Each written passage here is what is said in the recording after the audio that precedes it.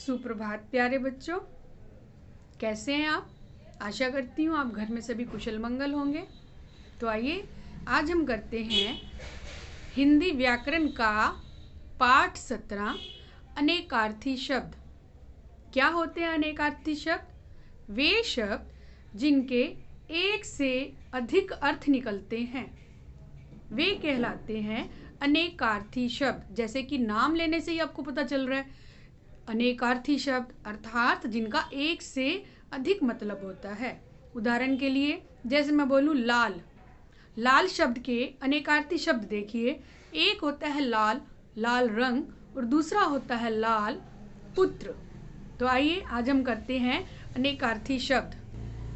कुछ हमारे अनेकार्थी शब्द टर्म 1 में आए, कुछ टर्म 2 में हैं। जो हमारे तृतीय मूल्यांकन टर्म 3 में जो हमारे अनेकार्थी शब्द हैं वे हैं 6 से 20। तो छठे नंबर पर है ग्रहण।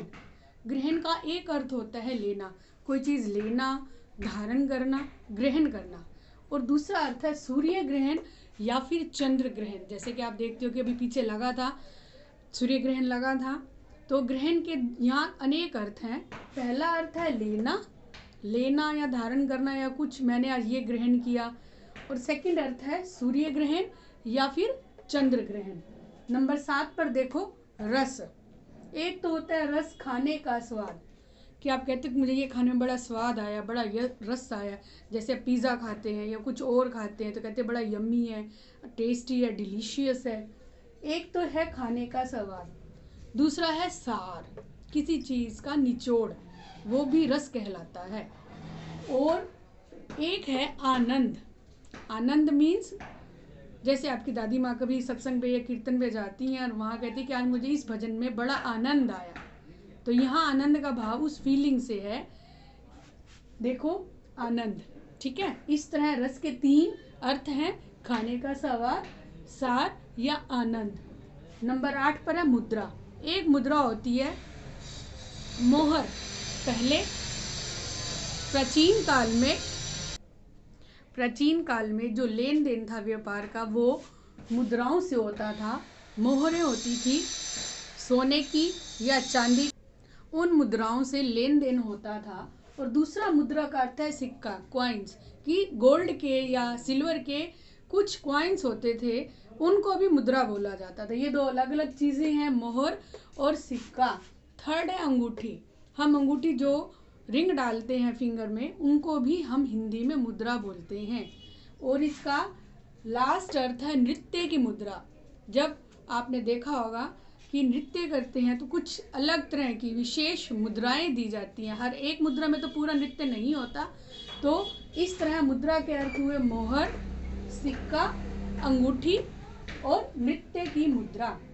हमारा 9th नंबर है घट। घट जैसे बोलने से ही पता चल रहा है, घट मीन्स घड़ा, मिट्टी का घड़ा, या आजकल तो क्या कहते हैं, और अनेक धातुओं के घड़े चल पड़े हैं। शरीर, घट को शरीर भी कहा जाता है। और एक अर्थ है कम करना। घट मीन्स कम करना, जो प्लस माइनस करते हैं मीन्स जो घटाते हैं, दैट इज कम करना। नंबर 10 पर देखो चीर। चीर एक शब्द बोलने से स्पष्ट हो रहा है। चीर मीन्स किसी चीज़ को चीरना या काटना। और सेकंड इसका है चीर मीन्स वस्त्र और रेखा। तो इस तरह चीर के 3 अनेकार्थी शब्द हुए। वस्त्र, चीर मीन्स वस्त्र, एक रेखा को भी चीर बोला जाता है, और चीरना। नंबर 11 पर देखो पट।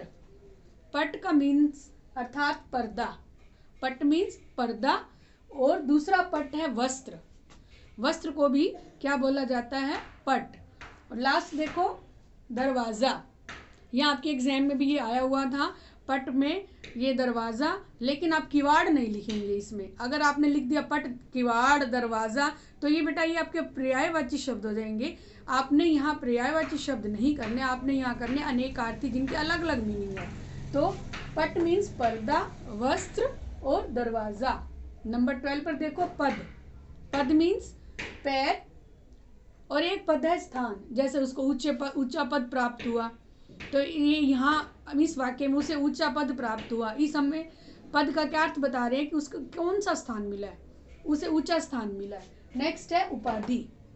तो पद को एक दूसरा अर्थ है उपाधि और ओहदा। तो इस तरह ये पद के अनेकार्थी शब्द हैं। नंबर 13 पर देखो फल। फल एक है खाने का फल जो आप खाते हैं, सेब संतरा, और दूसरा है परिणाम, आपकी परीक्षा का फल, दैट इज परिणाम, आपका रिजल्ट। जैसे अभी आपने टर्म 2 दिया है तो उसका जो आपका परीक्षा परिणाम आएगा वो भी फल कहलाएगा। Clear to you? तो बेटा ये थे आपके अनेकार्थी शब्द। नेक्स्ट वीडियो में इससे मैं आगे के अनेकार्थी शब्द करवाऊंगी।